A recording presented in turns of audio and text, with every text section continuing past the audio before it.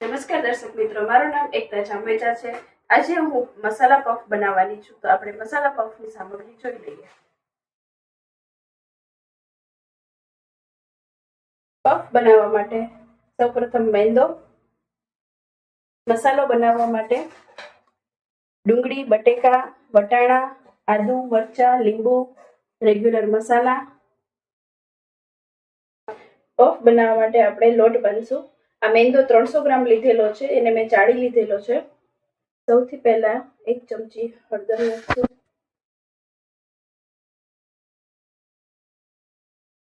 1 થી 1.5 ચમચી નમક નાખશું। પછી આ ઘી છે, ઘીને ગરમ કરીને મોણ માટે નાખવાનું છે। 1.5 ચમચી જેટલું ઘી નાખશું આપણે।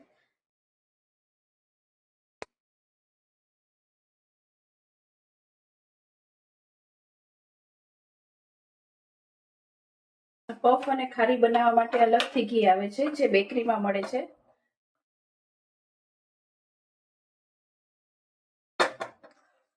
ઘી એકદમ ઓગાળીને જ લેવાનું છે।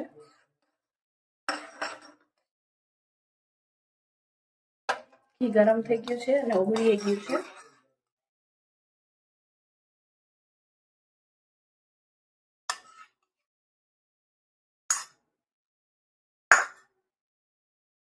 પફનો લોટ બાંધવા માટે એકદમ ઠંડુ પાણી લેવાનું છે।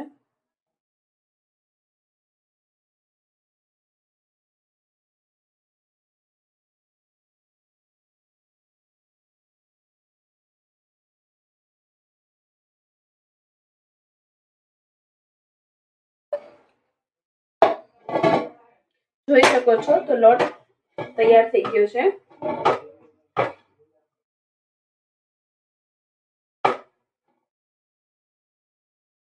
2-3 મિનિટ આને મસળવાનો છે।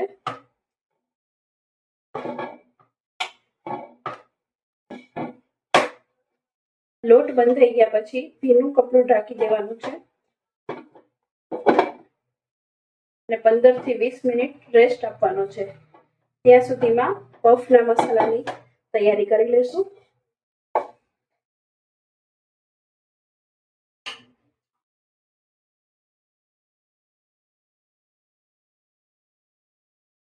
પફનો મસાલો બનાવવા માટે બટેકા, ડુંગળી, વટાણા, આદુ, મરચા, લીંબુ। બટેકા અને વટાણાને આપણે બાફવા મૂકીશું। 3 બટેકા લીધેલા છે મીડિયમ સાઈઝના। પોણો વાટકો વટાણા લીધેલા છે।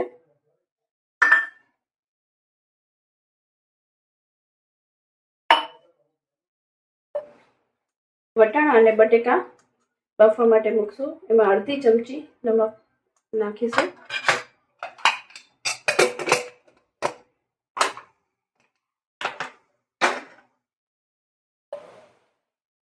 બટેકા અને વટાણા બફાય છે। 10 મિનિટ થઈ છે લોટને રેસ્ટ આપ્યો એને, હજી 10 મિનિટ રાખવાનો છે।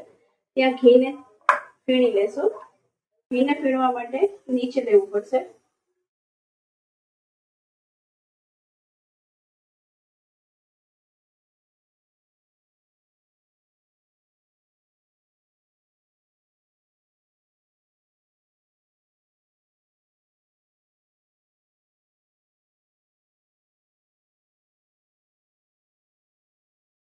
ઘીને મસળવું જરૂરી છે।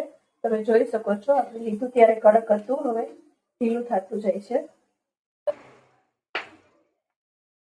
ઘી ફીણાઈ ગયું છે, એકદમ ઢીલું થઈ ગયું છે। જોઈ શકો છો એકદમ ઢીલું થઈ ગયું છે। આપણે પાછું એને લઈ લેશું સાઈડમાં અને લોટને રેસ્ટ આપ્યો એને પણ 15-20 મિનિટ જેવું થઈ ગયું છે। તો હવે વણી લઈશું આપણે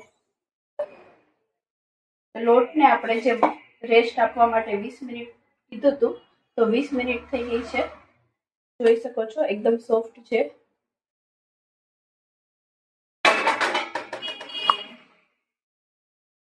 આ નીચે પ્લેટફોર્મ ઉપર જ વણવું પડશે, એટલે મેંદાથી આવી રીતે ડસ્ટિંગ કરવાનું। પફ માટે એકદમ જાડું વેલણ લેવું પડશે અને સ્ક્વેર શેપમાં આ સીટ વણાશે.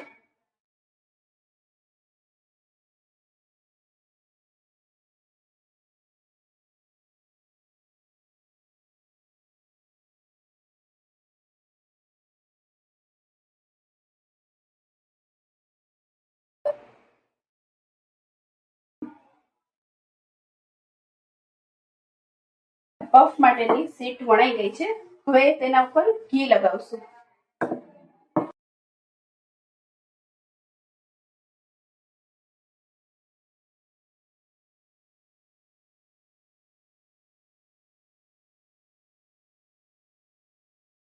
આ રીતે આખી સીટમાં પ્રોપર ઘી લગાવવાનું છે.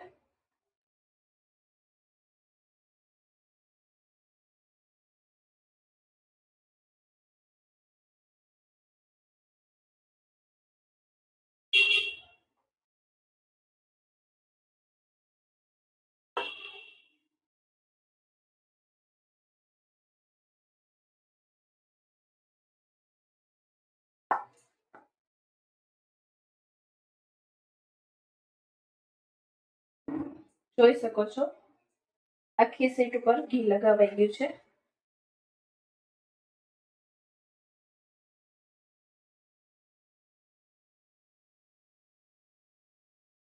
હવે એને ફોલ્ડ આપશું.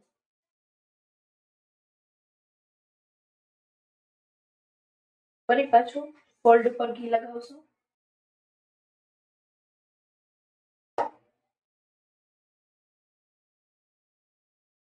આ 150 ગ્રામ ઘી છે.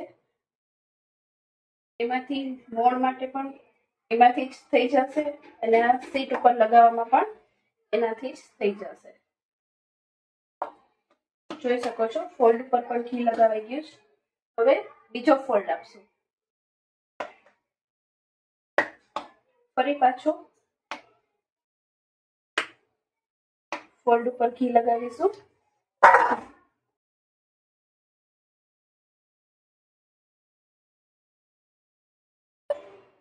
જોઈ શકો છો આ ફોલ્ડ ઉપર પણ ઘી લગાવાઈ ગયું છે. ફરી પાછું ફોલ્ડ આપશું એક.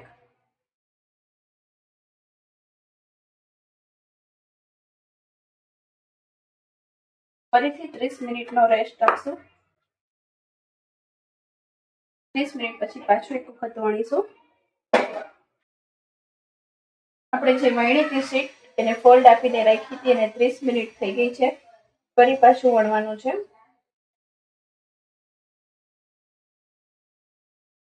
ફરીથી લોટ આવી રીતે છાંટવાનો રહેશે.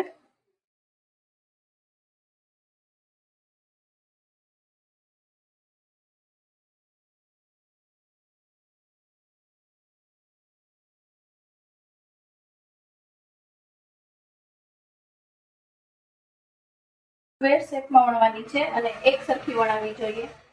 વેલણ આજુબાજુમાંથી નીચે ઉતરવું ના જોઈએ. વેલણ નીચે ઉતરી જશે તો પ્રોપર ફૂલશે નહીં.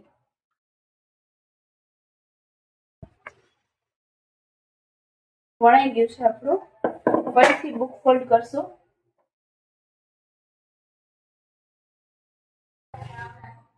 ફોલ્ડ, આ બીજો ફોલ્ડ, ફરીથી ફોલ્ડ,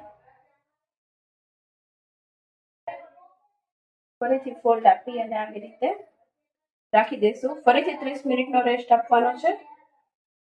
હવે આપણે પફના મસાલાનો વઘાર કરી લેશું.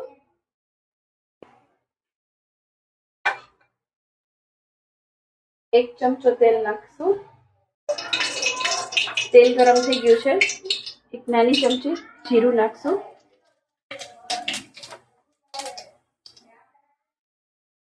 2-3 પાંદડા લીમડાના નાખશું.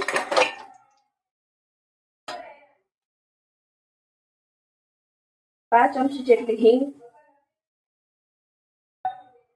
અડધી ચમચી હળદર. મેં આ પ્રપન્નાની હળદર યુઝ કરેલી છે અને 3 થી 4 નાની ડુંગળી લીધી હતી. ઝીણી ઝીણી સુધારી અને લીધેલી છે.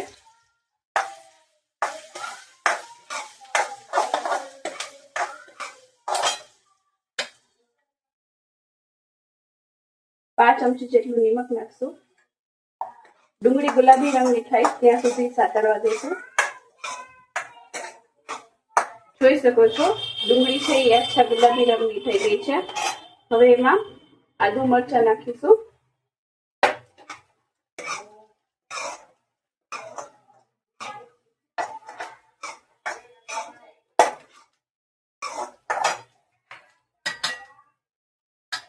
હવે 1 ચમચી લાલ મરચું પાવડર, 4 ચમચી ધાણા જીરું, થોડુંક નમક, અડધી ચમચી ખાંડનો પાવડર, અડધું લીંબુ. હવે બટેકા અને વટાણાને મેશ કરી લીધા છે. બટેકાનો અને વટાણાનો માવો એડ કરી દઈશું.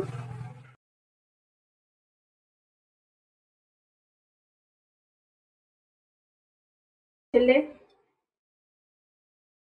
અડધી ચમચી ગરમ મસાલો નાખશું. આ ગરમ મસાલો પણ બહુ સરસ છે, પ્રપન્નાનો ગરમ મસાલો છે.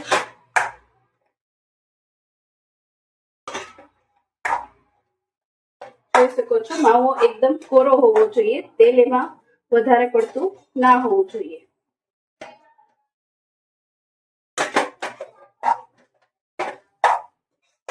તમે જોઈ શકો છો મસાલો આપણો થઈ ગયો છે.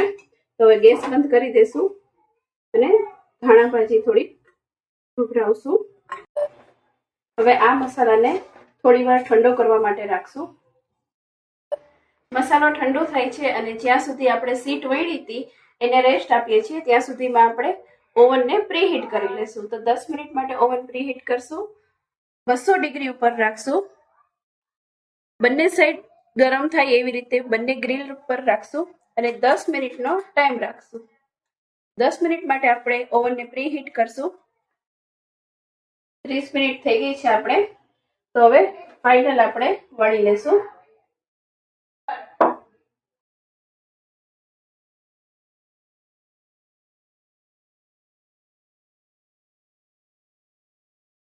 સીટ વણાવવા આવી છે. જોઈ શકો છો સ્ક્વેર શેપમાં કરવાની છે.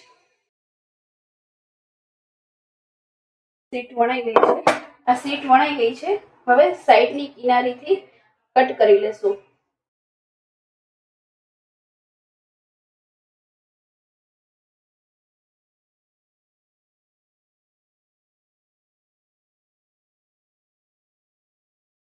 હવે પફ માટે કટ કરીશું. 4 બાય 4 નું માપ લેવાનું છે અને એ રીતે સ્ક્વેરમાં કટ કરવાનું છે.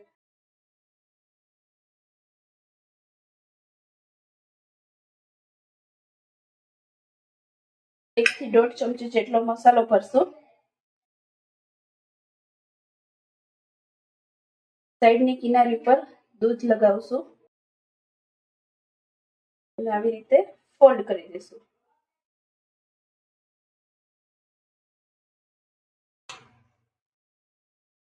આવી રીતે બેકિંગ ટ્રેમાં મૂકતા જઈશું.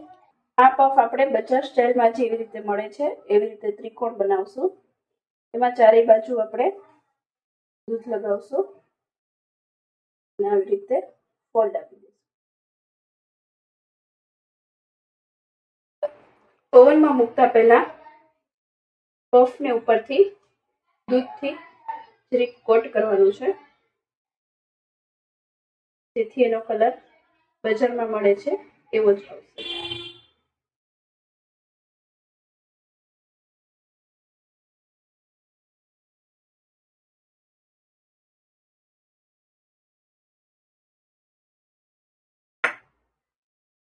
જોઈ શકો છો કે આપણે ઉપર દૂધથી કોટિંગ કરી લીધું છે. તો આપણે હવે ઓવનમાં મૂકશું.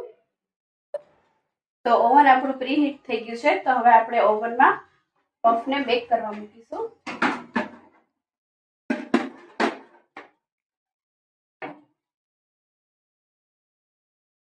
200 ડિગ્રી ઉપર 30 મિનિટ માટે મૂકીશું. 10 મિનિટ થઈ ગઈ છે. પફને આપણે ઓવનમાં મૂક્યા તો તમે જોઈ શકો છો એક એક પડ વિઝિબલ થઈ રહ્યા છે.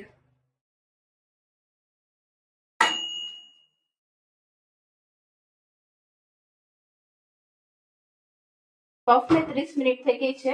હવે આપણે ઓવનમાંથી કાઢી લઈશું.